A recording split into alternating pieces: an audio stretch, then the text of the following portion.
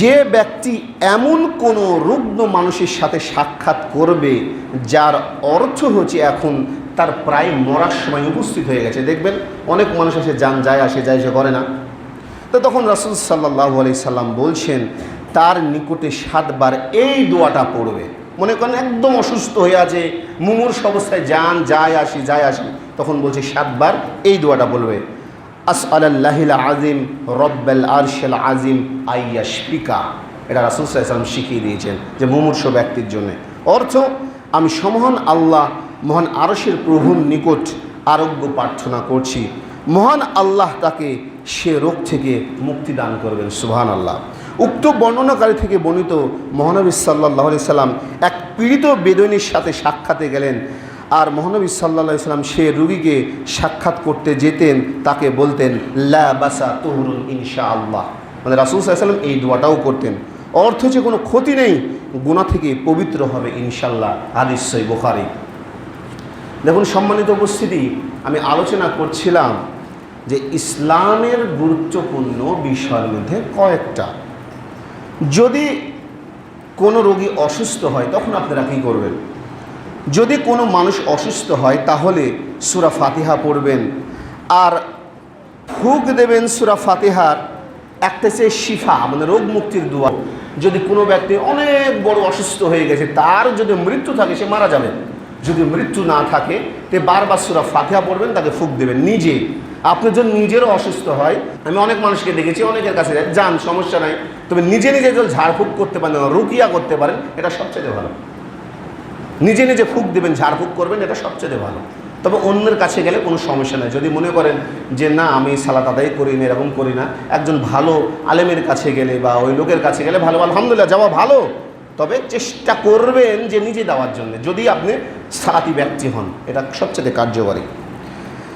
দেখুন, যদি কোনো ব্যক্তিকে বা জাদু টোনা করা হয়েছে এরকম কিছু বুঝতে পারেন যে জাদু টোনা করা হয়েছে বা কোনো সমস্যা হচ্ছে, তা রাসূল সাল্লাল্লাহু আলাইহি সাল্লাম বলেছেন যে ওই ব্যক্তি যাতে সূরা নাস এবং ফালাক পড়ে ওই ব্যক্তিকে ফুঁক দেয়, ইনশাআল্লাহ তার জাদু টোনা সমস্ত কেটে যাবে। এবার দেখুন মুমূর্ষু ব্যক্তির উদ্দেশ্যে দোয়া, যে এই সম্পর্কে আয়েশা রাদিয়াল্লাহু তাআলা আনহা থেকে বর্ণিত, তিনি বলেন যে আমি মহানবী সাল্লাল্লাহু আলাইহি সাল্লামকে এই দোয়া বলতে শুনেছি যখন তিনি তার মৃত্যুর পূর্ব মুহূর্তে আমার উপর ঠেস লাগিয়েছিলেন যে আল্লাহুম্মা গফিরলি ওয়ারহামনি ওয়া আলহিকনি বিররাফিকিল আলা। মানে যখন রাসূল সাল্লাল্লাহু আলাইহি সাল্লাম একদম মুমূর্ষু অবস্থাতে ছিলেন, আয়েশা রাদিয়াল্লাহু তাআলা আনহার মানে সাথে ঠেস দিয়ে যখন ছিলেন তিনি দোয়া করছিলেন। আর এই দোয়ার অর্থটা কি জানেন? হে মহান আল্লাহ, আমাকে আপনি ক্ষমা করুন, যার পূর্বের গুনাহ পরের গুনাহ সমস্ত মাফ। তারপরও আল্লাহর কাছে এই দোয়া করছিলেন যে আল্লাহ রব্বুল আলামিন আপনি আমাকে ক্ষমা করুন, আমার প্রতি দয়া করুন, আমাকে মহান সাথীর সাথে মিলিত করুন। সহিহ বুখারী, মুসলিম, জামি তিরমিজি, ইবনে মাজা, মুসনাদ আহমদ এবং মুওয়াত্তা মালিকের মধ্যে হাদিসটা বর্ণনা করা আছে। রাসূল সাল্লাল্লাহু আলাইহি সাল্লাম শেষ মুহূর্তে যা বলেছিলেন, মানে একদম মৃত্যুর শেষ মুহূর্তে, যে আয়েশা রাদিয়াল্লাহু তাআলা আনহা থেকে বর্ণিত, তিনি বলেন যে আমি রাসূল সাল্লাল্লাহু আলাইহি সাল্লামকে দেখেছি তার উপর যখন মৃত্যু ছেয়ে গিয়েছিল, তার সামনে একটি পানি ভর্তি পাত্র আনা হলো, তাতে তিনি নিজের ডান হাত প্রবেশ করালেন, তারপর হাতের সাথে লেগে থাকা পানি দিয়ে মুখমণ্ডল মুছছিলেন এবং বলছিলেন মহান আল্লাহ কসম, মৃত্যুর কঠোরতা ও ভীষণ কষ্টের বিরুদ্ধে আমাকে সহায়তা করুন। এর মানে কি জানেন? মৃত্যুর যন্ত্রণা আছে। রাসূল সাল্লাল্লাহু আলাইহি সাল্লাম যখন মৃত্যু পর্যায়ে একদম চলে গেলেন তখন তিনি বারবার বলছিলেন যে নিশ্চয়ই মৃত্যুর যন্ত্রণা অনেক। অথচ মালাকুল মউত বলছিলেন যে ইয়া রাসূলুল্লাহ সাল্লাল্লাহু আলাইহি সাল্লাম, আপনাকে সব চাইতে মানে এর চাইতে নিম্ন কষ্ট পৃথিবীর আর কাউকে দেওয়া হয়নি। যে এত, তখন রাসূল সাল্লাল্লাহু আলাইহি ওয়াসাল্লাম বলছিলেন মনে হচ্ছে উহুদ পাহাড়টা যেন আমার বুকের উপর চাপিয়ে দেওয়া হয়েছিল। সম্মানিত উপস্থিতি, এই ব্যক্তির যদি এইরকম অবস্থা হয় তাহলে কি হয় আমাদের চিন্তা করতে পেরেছেন? এই চিন্তা ভাবনা আমাদেরকে করতে হবে। এবার দেখুন, শেষ পর্যায়ে আপনাদেরকে একটা গুরুত্বপূর্ণ বিষয় বলবো, সেটা হচ্ছে যে আপনারা অনেকেই জানেন যে আয়াতুল কুরসির মাহাত্ম্য সম্পর্কে কতটা গুরুত্বপূর্ণ। যে আয়াতুল কুরসি, যে রাসূল সাল্লাল্লাহু আলাইহি সাল্লাম বলছেন যে প্রত্যেকটা ব্যক্তি যদি ফরজ সালাতের পরে আয়াতুল কুরসি পাঠ করে তো তার জন্য জান্নাতে যেতে যেটা বাধা সেটা হচ্ছে মৃত্যু। সে মৃত্যুবরণ করার সাথে সাথে জান্নাতের মধ্যে প্রবেশ করবে। এই সম্পর্কে সহিহ বুখারীর মধ্যে একটা হাদিস বর্ণনা করা আছে, যে ব্যক্তি ঘুমানোর সময় পাঠ করবে আল্লাহর পক্ষ থেকে একজন ফেরেশতা নিযুক্ত করা হবে ব্যক্তির জন্যে। যদি আয়াতুল কুরসি পড়ে ওই ব্যক্তি ঘুমিয়ে যায় তো আল্লাহ রাব্বুল আলামিনের পক্ষ থেকে একজন ফেরেশতা নিযুক্ত করে দেওয়া হয়, যোগে তুমি সারা রাত পাহারা দাও। তো যেখানে ফেরেশতা থাকে সেখানে মনে করছেন শয়তান থাকবে? যে ফেরেশতা নিযুক্ত করা হয় এবং সকাল পর্যন্ত শয়তান তার কাছে আসতে পারে না। এই জন্যে শয়তান সবচাইতে বেশি ভয় করে কিন্তু আয়াতুল কুরসি করলে। এমনিতেই যদি আপনার বাড়িতে মনে করেন জিনের উপদ্রব ঘটে, এটাই স্পষ্ট জিন আছে, কারণ আল্লাহ রাব্বুল আলামিন তো বলছেন যে ওয়া মা খালাকতুল জিন্না ওয়াল ইনসা ইল্লা লিয়াবুদুন, আমি জিন আর মানুষকে সৃষ্টি করেছি একমাত্র শুধু আমার দাসত্ব করার জন্য, ইবাদত করার জন্য। তো শয়তান সবচাইতে কিন্তু ভয় পায় আয়াতুল কুরসি যেটা আছে। তো এর মধ্যে বললাম যে সূরা বাকারা 255 নম্বর আয়াত কিন্তু এটা সবচেয়ে মর্যাদাপূর্ণ আয়াত। তো বাড়িতে যদি আপনার জিনের উপদ্রব ঘটে 7 দিন হয় আপনি কোরআন তেলাওয়াত করবেন, নাহলে 7 দিন কোরআন চালিয়ে রাখবেন, দেখবেন ওখান থেকে শয়তান এমনিতেই পলায়ন করবে। তো আয়াতুল কুরসির একটা গুরুত্ব আপনাদেরকে বলি, এই সম্পূর্ণ মানে আয়াতটাই কিন্তু তাওহীদ একত্ববাদের একটা দোয়া, যার কারণে শয়তান সবচেয়ে বেশি ভয় পায় এই আয়াতুল কুরসি বলে। দেখবেন যত বড় বড় মানে শয়তান জিন আছে এই আয়াতুল কুরসি পড়ার সাথে সাথে দিকে তারা কিন্তু পালিয়ে যায়। কেন জানেন? দেখুন কথাগুলো বুঝেন যে কতটা গুরুত্বপূর্ণ অর্থগুলো যদি বুঝেন। প্রথমে আমরা কি বলি যে আল্লাহু লা ইলাহা, বলছে যে আল্লাহ ছাড়া কিন্তু উপাস্য নেই, প্রকৃতপক্ষে কোনো উপাস্য নেই। মানেটা বুঝুন যে আল্লাহু লা মানে নাই, ইলাহা মানে ইলা মানে উপাস্য, ইল্লাল্লাহ মানে আল্লাহ ছাড়া কোনো উপাস্য নেই। এটা আমরা সবাই কিন্তু সাক্ষ্য দিই যখন আয়াতুল কুরসি পড়ি। মানে আল্লাহু লা ইলাহা মানে কি বুঝেন? যে পৃথিবীর বুকে যত ধরনের মানে সৃষ্টি আছে যেগুলানের মানুষ উপাস্য করে, যেগুলানকে মানুষ পূজা করে, সব কিছু বাতিলের মানে। সে আপনি মূর্তি বলেন, কবর বলেন, যেটা বলেন, এর মানে পৃথিবীর যা কিছু আছে সব কিছু বাতিল করতে হবে আপনাকে। মানে আল্লাহু লা ইলাহা মানে আল্লাহ ছাড়া প্রকৃতপক্ষে কোনো উপাস্য নেই। ইল্লাহু আল হাইয়ুল কাইয়ুম মানে তিনি চিরঞ্জীব এবং চিরস্থায়ী। আল্লাহ রাব্বুল আলামিন বেঁচে আছেন, থাকবেন, চিরঞ্জীব মানে তার মৃত্যু নাই, এবং চিরস্থায়ী এটা আপনি জানেন, এটা আপনি সাক্ষ্য দিচ্ছেন। তাহলে লা তাখুযুহু সিনাতু ওয়ালা নাওম মানে আল্লাহ রাব্বুল আলামিনকে তন্দ্রা মানে যেই ঘুমটা বলে হালকা ঘুম, এবং ঘুম স্পর্শ করে না, মানে আল্লাহ রাব্বুল আলামিন ঘুমান না। এই আল্লাহ রাব্বুল আলামিন ঘুমান না মানে কি জানেন? আমরা গোপন প্রকাশ্য যেটাই করি আল্লাহ রাব্বুল আলামিন কিন্তু দেখেন। যদি এই বিষয়টা আমরা বুঝতাম যে শুধু আমরা কোরআন পড়ি আর আয়াতুল কুরসি পড়ি, এটা শুধু পড়লে হবে না, বুঝতে হবে যে আল্লাহ ঘুমান না মানে আল্লাহ আমাদেরকে সবসময় দেখেন। যে কোনো জায়গায় যেটা করি না কেন এটা করা মানে আমার মধ্যে পাপ হওয়ার সম্ভাবনা খুবই কম। দেখবেন যত বিখ্যাত বড় বড় আলেম ছিল তাদের পাপের পরিমাণ খুবই নগণ্য, পাপ হয় না এটা বলছি না, খুবই নগণ্য। এমনভাবে তারা মানতেন, কেননা সে লা মানে না, সিনাতু ওয়ালা নাওম মানে আল্লাহ রাব্বুল আলামিন ঘুমান না মানে সব জায়গাতে আল্লাহ রাব্বুল আলামিন দেখেন। তার মানে কি আপনাকে আমাকে সবসময় দেখছেন, এই চিন্তা ভাবনা করতে হবে। সে লাহু মা ফিস সামাওয়াতি ওয়া মা ফিল আরদ মানে আসমান জমিনের যা কিছু আছে সব কিছু আল্লাহ রাব্বুল আলামিনের। আসমান আর জমিনের মানে সামাউন মানে আকাশ, আরদ মানে জমি বা ভূমি, আল্লাহ রাব্বুল আলামিন সব কিছু দেখে। সে মান যাল্লাযী ইয়াশফাউ ইনদাহু ইল্লা বিইজনি। তারপর বলছেন কে আছে যে তার অনুমতি ছাড়া সুপারিশ করবে? কে আছে বলেন তো? কার ক্ষমতা আছে যে তার অনুমতি ছাড়া সুপারিশ করতে পারবে? এই অর্থগুলান বুঝেন, এর মানেগুলান বুঝেন। তারা বলছে এই যে মান যাল্লাযী ইয়াশফাউ ইনদাহু ইল্লা বিইজনি ইয়ালামু মা বাইনা আইদিহিম ওয়া মা খালফাহুম। এর মানে কি জানেন? তার সামনে পিছনে যা কিছু আছে আল্লাহ রাব্বুল আলামিন জানেন। মানে সামনে পিছনে আমার আপনার যা কিছু আছে আল্লাহ রাব্বুল আলামিন সবই কিন্তু জানেন। বলছে তারপর দেখুন যে মান জাল্লাযী ইয়াশফাউ ইনদাহু ইল্লা বিইযনিহি ইয়া'লামু মা বাইনা আইদিহিম ওয়া মা খালফাহুম ওয়া লা ইউহিতুনা বিশাইইন মিন ইলমিহি ইল্লা বিমা শা। এর মানে হচ্ছে আল্লাহর জ্ঞানের কাছে কোনো একটা অংশ বিশেষও পরিবেষ্টন করতে পারে না। আপনারা শুনেছেন যে হযরত খিজির আলাইহিস সালামের একটা ঘটনা দেওয়া আছে সূরা কাহাফের 18 নম্বর সূরা, এবং হচ্ছে হযরত মূসা আলাইহিস সালামের ঘটনা দেওয়া আছে। যখন মূসা আলাইহিস সালাম খিজির আলাইহিস সালামের সাথে সাক্ষাৎ করতে গেলেন, তো হঠাৎ দেখলেন যে একটা নৌকার উপর একটা পাখি বসে আছে। তো তখন পাখি ওই সমুদ্র থেকে এতটুক জল খেয়েছে, পানি খেয়েছে।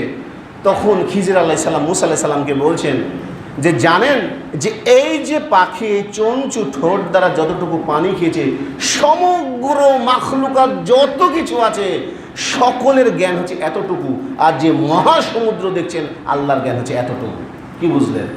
মানে আল্লাহর জ্ঞানের ধারের কাছে কিছু নেই, কারণে যে ওয়াসিয়া কুরসিউস সামাওয়াতি ওয়াল আরদ। তারপর বলছে যে আল্লাহ রাব্বুল আলামিনের সমস্ত সিংহাসন আসমান এবং জমিনে পরিবেষ্টন করিয়াছেন। খালি এতটুকু নেই, 7টা আসমান আল্লাহ বলছেন এবং 7টা জমিন, এই সমগ্র পৃথিবী জুড়ে আল্লাহর সিংহাসন আছে। আল্লাহ তাহলে কত বড় চিন্তা করতে পেরেছেন। মানে সমগ্র 7টা আসমান, মানে এই যে আমরা আসমান দেখছি এটা নাই, শুধু এখানে যাবেন দেখবেন পৃথিবী থেকে চাঁদের দূরত্ব এতটুকু, চাঁদ থেকে এই নক্ষত্রের দূরত্ব এতটুকু, মানে প্রায় 500 বছরের দূরত্ব। এইরকম 7-500 কত হিসাবে 5-7টা 35 চিন্তা করছেন। মানে এইরকম আর জমিনের এতটুকু আল্লাহর প্রত্যেকটা জায়গাতে আল্লাহর আসন সীমিত আছে। আল্লাহর আসন, আল্লাহ কত বড় চিন্তা করতে পেরেছেন। আল্লাহ যে আরশবাহী ফেরেশতা আছে, 4 বড় বড় ফেরেশতা আল্লাহ তৈরি করেছেন। কত বড় জানেন? জিবরিল আমিনের বর্ণনা কত দেওয়া আছে জানেন? যে যার আছে 700 থেকে 800 ডানা, একটা ঝাপটার আঘাত দিলেই গোটা পৃথিবী মিসমার হয়ে যাবে। এত শক্তিশালী, এত শক্তিশালী এই জিবরিল আমিন। আল্লাহ এত বড় বড় ফেরেশতা তৈরি করেছেন যে একবার যে শুধু ঝাপটা দেয় পৃথিবীর বুকে, একটা শুধু ডানার ঝাপটা দেয়, পৃথিবী গুঁড়ো হয়ে যায়, ধূলিসাৎ হয়ে যাবে। আল্লাহ এইরকম সৃষ্টি করেছেন। তাই বলছেন যে আসমান জমিন আল্লাহ রব্বুল আলামিনের আসন দ্বারা পরিবেষ্টিত হয়ে আছে। এত বড় আল্লাহ রব্বুল আলামিন, আপনি চিন্তা করতে পারবেন না, এত বড়। 7টা আসমান 7টা জমিন, বুঝেন আল্লাহ রাব্বুল আলামিন কোথায় আছে জানেন? বর্ণনা দেওয়া আছে যে 7টা জমিন 7টা আসমান, আসমানের উপরে সমুদ্র আছে, সমুদ্রের উপরে আল্লাহর কুরসি আছে, কুরসির উপরে আরশ আছে, আরশ উপরে আল্লাহ রাব্বুল আলামিন সমুন্নত আছেন। আল্লাহ এই জায়গাতে আছেন। পবিত্র কোরআনে সূরা তোহার মধ্যে বলছেন আর রহমানু আলাল আরশিস তাওয়া। আল্লাহ রাব্বুল আলামিন আরশের উপরে সমুন্নত আছেন। আল্লাহ রাব্বুল আলামিন সব জায়গাতে নাই, আল্লাহ রাব্বুল আলামিনের শক্তি সব জায়গাতে নিহিত, কিন্তু আল্লাহ রাব্বুল আলামিন কোথায় আছেন? আরশে আযমের উপর সমুন্নত। মানে এই যে 7ম আসমান, 7টা আসমান বুঝেন 500 বছরের পথ, তারপর একটা আসমান, তারপর একটা আসমান, এবার 7টা আসমান, তার উপর সমুদ্র, সমুদ্রের উপরে আল্লাহর কুরসি, কুরসির উপরে আল্লাহর আরশ, আরশের উপরে আল্লাহ রাব্বুল আলামিন আছে। মানে সব কিছু আল্লাহ রাব্বুল আলামিন ধরা ছোঁয়ার বাইরে। তা বলছে এই অর্থ পড়ে বলছেন যে তারপর বলছে ওয়ালা ইয়াউদুহু হিফযুহুমা ওয়া হুয়াল আলিউল আযীম। তারপর এই ব্যাখ্যা দেওয়া আছে, আর সেগুলো ধারণ করা তার পক্ষে কঠিন কিছু নেই। 7ম আসমান 7ম জমিন আল্লাহর পক্ষে ধারণ করা একটা সামান্য ঠুনকের মতো, এত বড় আল্লাহ রাব্বুল আলামিন। তাই একটা চিন্তা ভাবনা করেন যে কত বড় মর্যাদা এই আয়াতের। একজন সাধারণ মানুষ যদি কোনো রোগীকে ঝাড়া দেয় আর আলেম যদি ঝাড়া দেয়, এর মধ্যে রাত দিন পার্থক্য কেন বলুন তো? অনেকে ঘটনা জানেন, এক শায়েখ বিন বাজের একটা ঘটনা আছে, আর আহমদ ইবনে হাম্বলের একটা ঘটনা আছে এই সম্পর্কে। যে আহমদ ইবনে হাম্বল ছিলেন প্রায় 10 লক্ষাধিক হাদিসের হাফেজ, এটা জানেন। তো ওর জামানাতে ওই এলাকাতে একটা লোকের দাসীর গায়ে জিন উঠেছিল, একটা দাসী। তো করেছে কি, ওই লোকটা হঠাৎ করে শেখ আহমদ ইবনে হাম্বলের কাছে আসার পরে বলছেন যে শেখ এই ব্যাপার, তো আমার এই দাসীর গায়ে একটা জিন উঠেছে। তো তিনি বলছেন যে ওই জিনকে গিয়ে বলো যে শেখ আহমদ ইবনে হাম্বল ওকে নেমে যেতে বলেছে। তো যাওয়ার পরে বলেছে যে আহমদ ইবনে হাম্বল বলেছে তোমাকে নেমে যেতে, সাথে সাথে পালিয়েছে কেন বলুন তো? ওই জিন বলছে যে আহমদ ইবনে হাম্বল এতটাই পরহেজগারী লোক ছিল, 10 লক্ষাধিক হাদিসের হাফেজ, এতটাই জ্ঞানে পারদর্শীকে দেখলেই ভয় লাগতো। কারণ আল্লাহর পক্ষ থেকে এরা পৃথিবীর বুকে মুজাদ্দিদ, এরা আলেম ছিল, ওর নাম শুনে ভয়ে পালিয়েছিল। যতদিন পর্যন্ত আহমদ ইবনে হাম্বল বেঁচে ছিল জিন কোনোদিন আসেনি। তারপর যেদিন আহমদ ইবনে হাম্বল মারা গিয়েছিল ওই মহিলার গায়ে আবার ওই জিন এসেছে। তো তার একজন ছাত্র ছিল আহমদ ইবনে হাম্বলের, তো ওর কাছে আবার ওই লোক এসে বলছে যে এমন এমন ঘটনা, এই জিন তো আবার এসেছে শেখ আহমদ ইবনে হাম্বল যেদিন মারা গেছে সেই দিনই। তো বলছে যে ওই জিনকে গিয়ে বলো যে শেখ আহমদ ইবনে হাম্বলের ছাত্র বলছে নেমে যাও। তখন ওই জিন বলছে ওর কথাটি তো আমি নামবো না, ও ছিল শেখ আহমদ ইবনে হাম্বল, এই ছাত্র তো আমার কেউ না। বুঝলেন? তো বড় বড় আলেমের ঝাড়া দেওয়া মানে বুঝেন ওরা বুঝে আল্লাহর ক্ষমতা কতটুকু, কি রকমে বুঝেন যে আল্লাহু লা ইলাহা ইল্লাহুল হাইয়ুল কাইয়ুম মানে কি, যে আল্লাহ ছাড়া কোনো উপাস্য নেই পৃথিবীর বুকে, যত উপাস্য সব বাতিল। আল্লাহ সকল ক্ষমতার অধিকারে, আল্লাহ পারেন, আল্লাহ দেখেন, আল্লাহ সব কিছু করেন। এর মানেটা বুঝেন? আল্লাহ চিরঞ্জীব, আল্লাহ জীবিত, আল্লাহ চিরস্থায়ী, সারা জীবন থাকবেন। অর্থ পড়তে আবার বুঝতে পারেন মানেটা কি, মানেটা বুঝেন? এরকম বলা আছে, অন্য অন্য রাবিরা বর্ণনা করছেন যে এই ঝাড়ফুঁক দেওয়ার বিষয়ে ব্যাপারটা হচ্ছে এইরকম যে একজন অতি দুর্বল লোক একটা তীর ছুঁড়ল, আর একজন যুবক মানে শক্ত সামর্থ্য যুবক যখন তীর ছুঁড়ে কাঠটা দূরে যাবে, মানে যে শক্ত সামর্থ্য তারটাই তো দূরে যাবে, আর জৈব লোককে তীর মারতে বলে অতটুকুই যাবে। তো হচ্ছে দুয়ার কার্যকারিতাও এরকম, যারা আলেম তাদের কাছে গেলে জিন এমনিতেই ভয় করে, এমনি পালিয়ে যায়। ও পড়লো খালি হচ্ছে আল্লাহু লা ইলাহা ইল্লাহুল হাইয়ুল কাইয়ুম লা তাখুযুহু সিনাতুন ওয়া লা নাওম, কি বুঝলো? কিচ্ছু ঘোরার ডিম।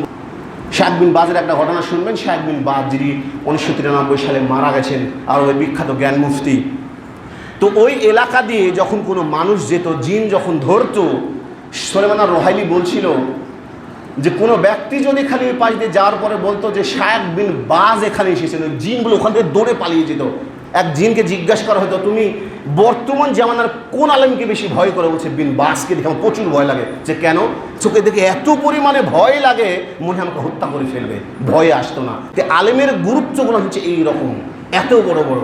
শুধু পড়লাম যে আলহামদুলিল্লাহি রাব্বিল আলামিন আর রহমানির রহিম সালাত আলাইহি এটা নাই। এর মানে হলো আপনাকে বুঝতে হবে আল্লাহ মানেটা কি বলছেন, এর কার্যকারিতাটা কি, এর ক্ষমতা কি, এর কারণ কি, এসব বুঝেন? এটা হচ্ছে কোরআনের মূল মাহাত্ম্য। তার মানে বুঝেন আমরা যখন বলি আলহামদুলিল্লাহি রাব্বিল আলামিন মানে কি জানেন? সমস্ত প্রশংসা শুধু আল্লাহর। সমস্ত প্রশংসা মানে কি জানেন? যা যা প্রশংসার যোগ্য সব আল্লাহর। শুধু এটা নয় খাচ্ছি আলহামদুলিল্লাহ, ঘুরছি আলহামদুলিল্লাহ, মানে যা কিছুর প্রশংসা সমগ্র মাখলুকাতের মধ্যে, আসমান আর জমিনের সপ্তম আসমান সপ্তম জমিন সব কিছুর প্রশংসা আল্লাহ। একটা সূরা ফাতিহার কত বড় তাফসীর জানেন? পবিত্র কোরআনে যে তাফসীর আছে সবচেয়ে বড় তাফসীর যে সূরা ফাতিহার তাফসীর।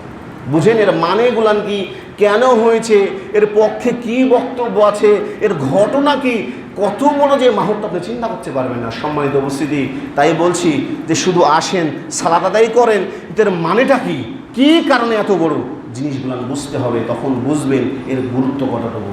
মনে হয় আমার কথা বুঝেন না আপনারা? প্রত্যেকটা জিনিসের একটা গুরুত্ব আছে, শুধু পড়বেন আর যাবেন এটা নয়, পড়তে হবে। বলছে কি লা তাখুযুহু সিনাতুন ওয়া লা নাওম, মানে আল্লাহ ঘুম যান না, ঘুমান না। ঘুমান না মানে আল্লাহ সব দেখেন, আল্লাহর জ্ঞানের সীমার মধ্যে সব আছে। যেটা আমি বললাম যে খিজির আলাইহিস সালাম বলল মুসা আলাইহিস সালামকে যে পাখি যতটুকু পানি খেয়েছে সমগ্র মাখলুকাতের জ্ঞান হচ্ছে এতটুকু, আর আল্লাহ রাব্বুল আলামিনের জ্ঞান যে সমুদ্র দেখছেন সমগ্র এর চাইতে বেশি জ্ঞান। সুবহানাল্লাহ। পবিত্র কোরআনের মধ্যে দেওয়া আছে সমগ্র পৃথিবীর বৃক্ষরাজি যদি কলম হয় আর সারা পৃথিবীর পানি যদি কালি হয় তাও আল্লাহর মহিমা লিখে শেষ করা যাবে না। সুবহানাল্লাহ। এইরকম আল্লাহ রাব্বুল আলামিন। তাহলে বলুন যে আমরা যে অন্যায়গুলো করি পাপ হবে, এটা বলছি, এই চিন্তা যদি থাকে আল্লাহ রাব্বুল আলামিন আমাকে দেখেন, তার মানে তার পাপটা অবশ্যই কম হবে। যদি এরকম হতো যে আল্লাহ রাব্বুল আলামিন তো ঘুমান না, সপ্তম আসমান আর জমিন মিলে আল্লাহ রাব্বুল আলামিনের আসন, তাহলে আল্লাহ কত বড় আল্লাহ হিসাব করেছেন। আল্লাহ রাব্বুল আলামিন বলছে না যে ফেরেশতা হিসাব করুন, পরিমাণ শক্তিশালী ফেরেশতা যে এক জিবরিল আমিন যদি পাখার ঝাপটা দেয় গোটা পৃথিবী তছনছ হয়ে যাবে, কত বড় ফেরেশতা তৈরি করেছেন।